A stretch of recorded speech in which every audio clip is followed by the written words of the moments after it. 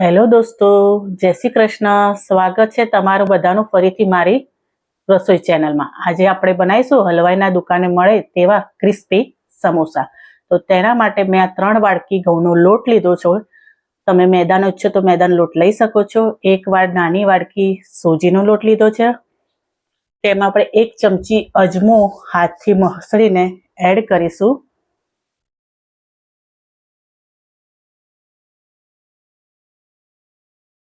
અને સ્વાદ મુજબ મીઠું એડ કરીશું.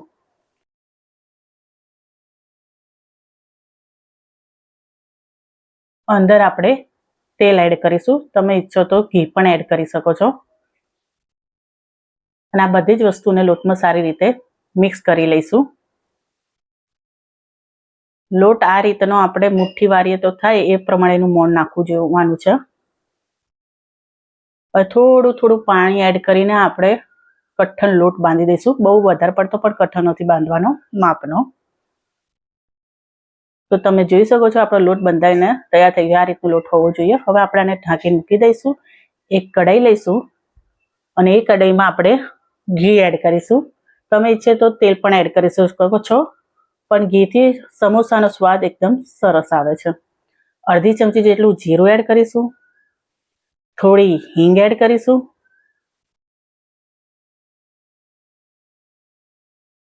અને તેમાં આદુ અને મરચાંની પેસ્ટ એડ કરીશું અને તેને સારી રીતે 1 મિનિટ સુધી હલાવીને લઈશું. હવે તેમાં આપણે એક આ મોટી જે ડુંગળી મેં સમારી છે ઝીણી, તે એડ કરીશું અને તેને પણ હલાવીને 1 મિનિટ સુધી થવા દઈશું. આ અડધી વાડકી જેટલા વટાણા લીધા છે તે એડ કરીશું. તેને હલાવી લઈશું. હવે આપણે એમાં 1 ચમચી જેટલી કસૂરી મેથી લીધી છે, તેને હાથથી મસળીને અંદર એડ કરીશું. કસૂરી મેથીથી સ્વાદ સારો આવે છે. 1 ચમચી જેટલો છે એ વરિયાળીનો પાવડર લીધો છે, તે એડ કરીશું. તમે ઈચ્છો તો અધકચરું વાટી પણ એડ કરી શકો છો. અડધી ચમચી જેટલું હળદર એડ કરીશું. તેને હલાવી લઈશું.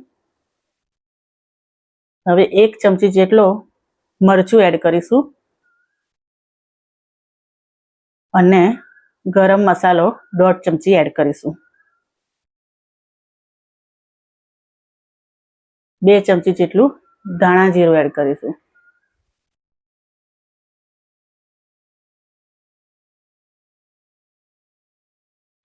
હવે તેને આપણે હલાવી લઈશું. 1 મિનિટ થવા દઈશું. આ જીરા પાવડર છે તે એડ કરીશું અને આ આમચૂર પાવડર તે એડ કરીશું, એ 1.5 ચમચી જેટલો. હવે આપણે તેમાં જે બાફેલા બટાકા છે, મેં 14 જેટલા બટાકા બાફ્યા હતા, તે સમારી લીધા છે, તે એડ કરીશું અને ઉપર ઝીણી સમારેલી કોથમીર એડ કરીશું અને સ્વાદ મુજબ આપણે અંદર મીઠું એડ કરીશું.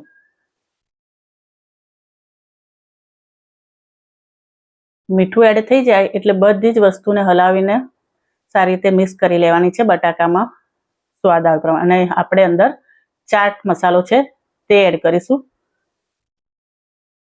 બધી વસ્તુને સારી રીતે મિક્સ કરી લઈશું, આમ મેશ કરી લઈશું એકદમ. હવે સમોસા માટે આપણે રોટલી બનાવીશું. તેના 4 ભાગ કરી લઈશું અને 4 ભાગમાં આપણે મસાલો મૂકશું બટાકાના માવાનો અને એને બધી બાજુથી તેલથી અથવા તો પાણીથી લગાવી લઈશું.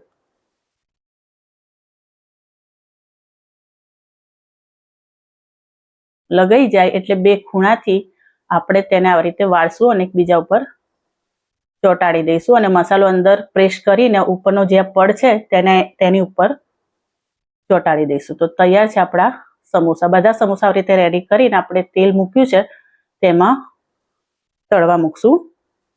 તેના માટે ગેસ આપણે બહુ ધીમોય નહીં કે બહુ ફાસ્ટ નહીં, મીડિયમ રાખવાનો છે, જેથી આપણા સમોસા એકદમ ક્રિસ્પી થાય અને અંદરથી ચડી જાય. તો તમે જોઈ શકો છો આપણા સમોસા તૈયાર છે. તો તેને આપણે ગ્રીન ચટણી અને સોસ સાથે સર્વ કરીશું.